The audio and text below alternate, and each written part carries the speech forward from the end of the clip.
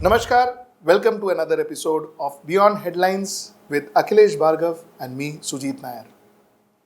Acha Akhilesh, today's Beyond Headline is slightly different because we are going to talk beyond headlines of our own show. Okay. So we had done a show on the 59-minute loan scheme announced by the Prime Minister of India. Namaskar, welcome to HW Exclusive with Akhilesh Bhargava and me, Sujit Nair.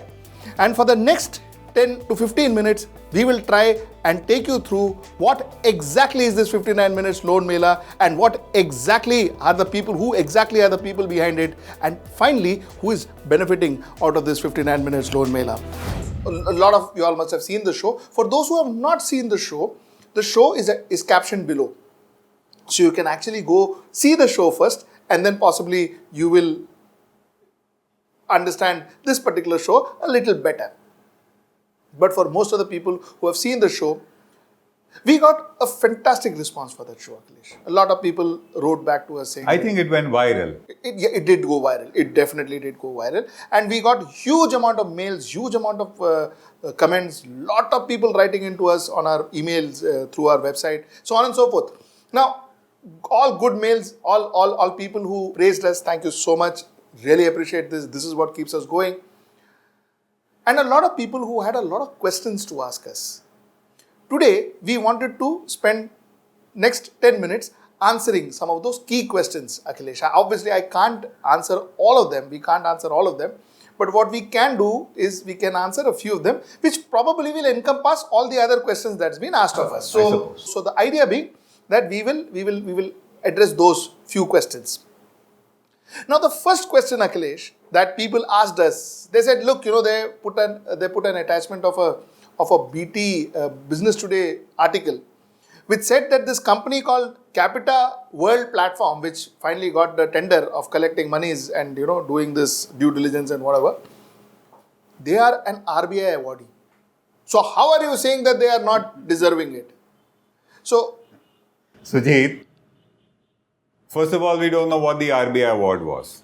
So none of us know what it exactly was and how relevant it is to this business and to this contract and to this tender. But tell me, I know of a brilliant boy in my neighborhood, 15-year-old boy who got a NASA award in something to do with space. So does he get the contract for the next NASA rocket to the moon? Does he get that contract? Correct. So I don't think that RBI award is of any relevance, because what should be of relevance is, were they eligible for this kind of a contract under the tender conditions?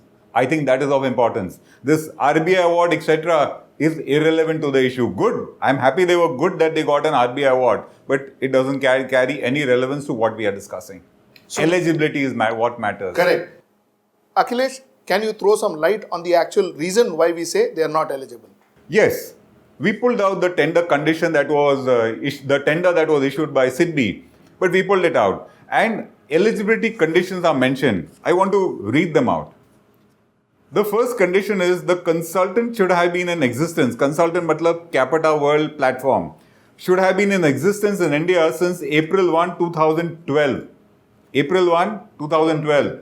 The company was formed on 30th March 2015. Correct. So it doesn't meet the first criteria itself. Of the tender. Okay. The second eligibility criteria is the consultant must have experience in providing consulting services to Indian public sector banks, etc. In providing services. In 2017, they earned an income of 15,680. In 2016, they earned no income. Correct. So it means they did not provide any such services, they had no such experience.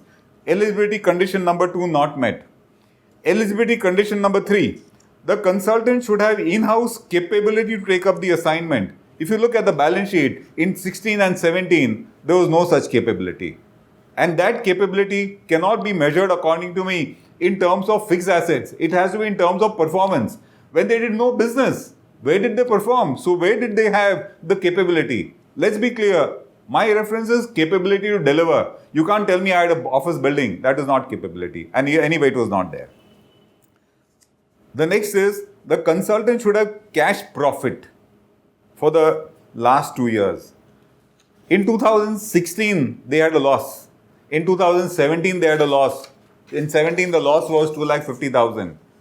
So they did not comply with this condition also. The most important one after that, the fifth condition, the consultant must have earned a fee of at least 50 crores from management consultancy services during each of the 3 previous financial years. Now, how did they get the contract? How was the tender awarded to them? They have not met any of the key conditions listed in what I read, and this is a tender we have downloaded from the SEBI site that had issued this tender.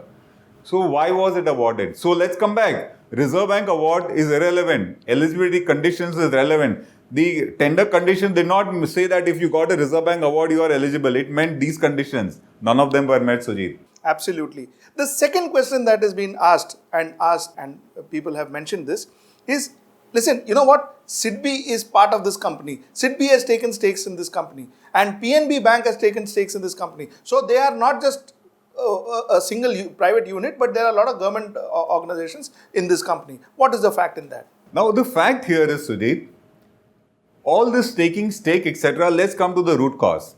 This company was owned by some private individuals, okay? And I told you their exemplary financial track record of incurring losses and having no income whatsoever and having a paltry net worth to talk about.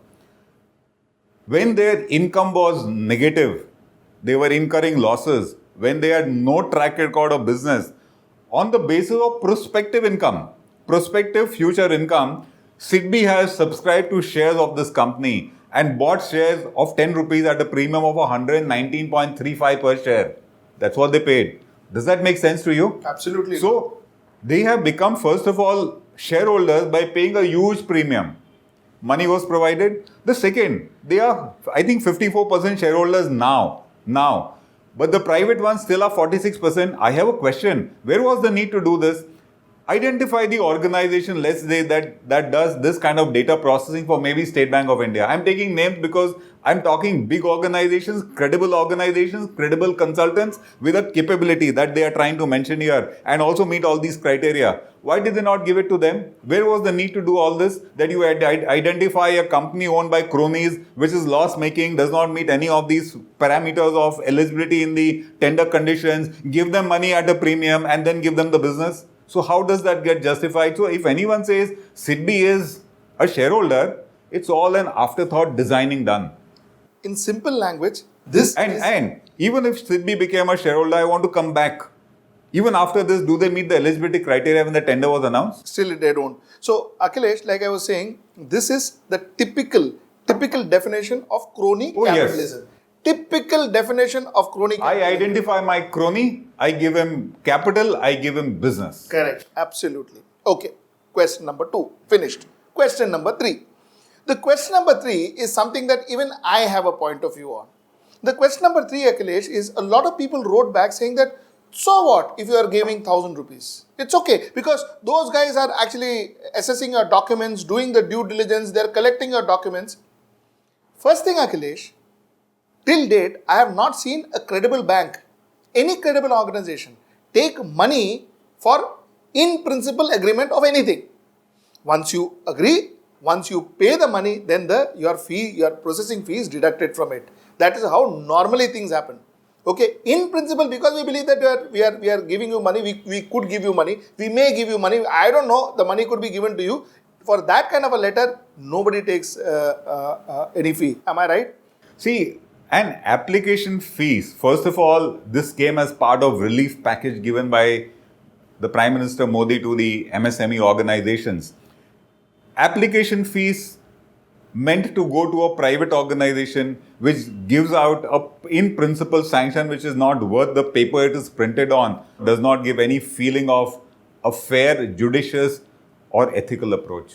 Correct. So the fact remains that this 1,000 rupees is unheard of.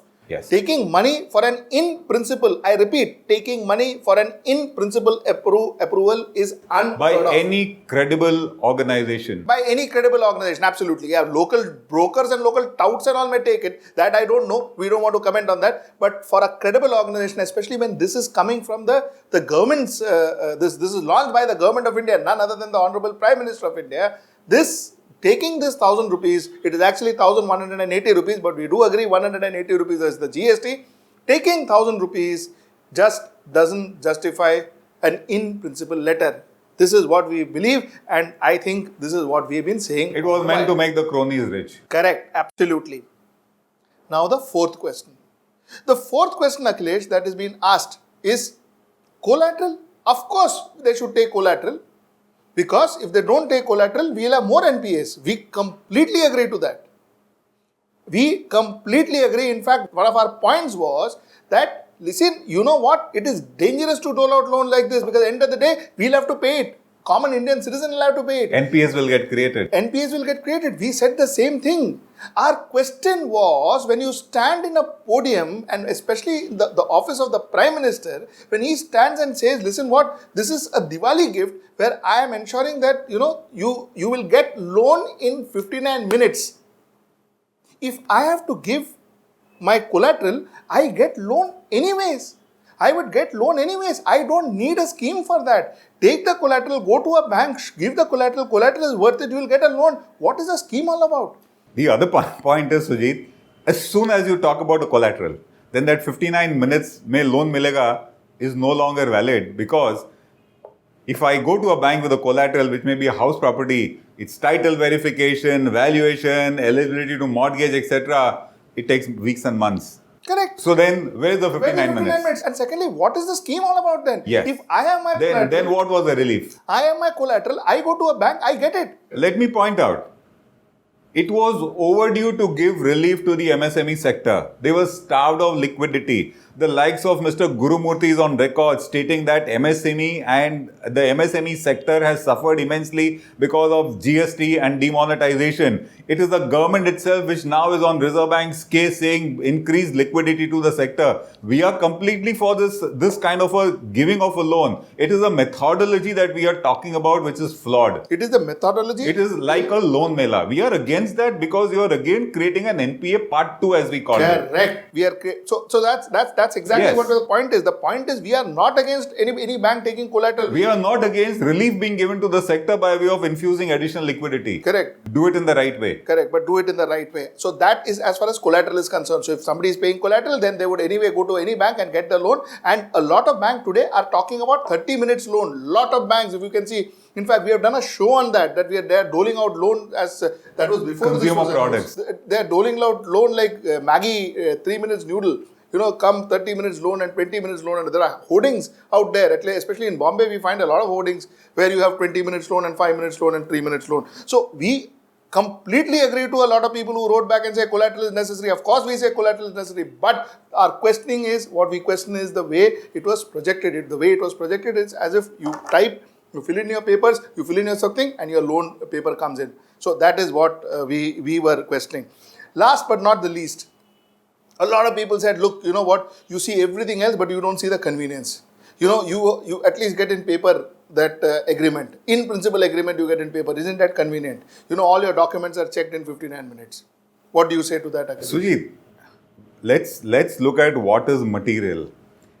Just because you had that in principle convenience, are we trying to say that we are bypassing every other due diligence and create another huge NPA scam in this country?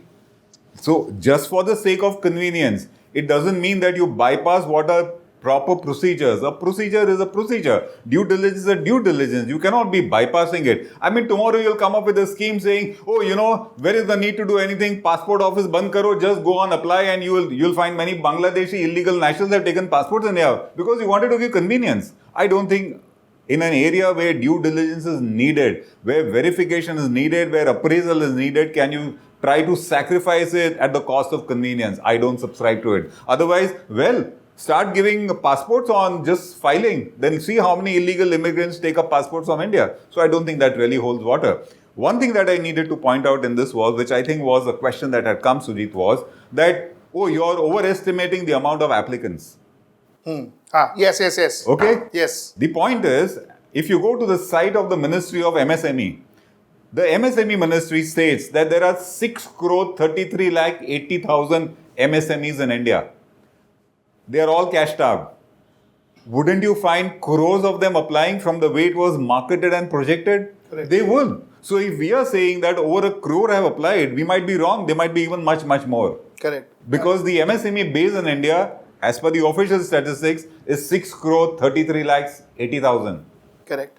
This is what our point of view was. We reiterated this. This is going beyond headlines on the show we did. So again, I say the show is captioned below this this particular show. So if you please go ahead and see the show if you have not seen it before. And for people who have asked this question, these are our answers. Any more questions, please feel free to write to us. We will also try and answer that in our future shows. So till our next episode, next topic. For more such episodes, please subscribe to HW News and press the bell icon for instant notification. Also, do give this video a like and share the video to spread the word around.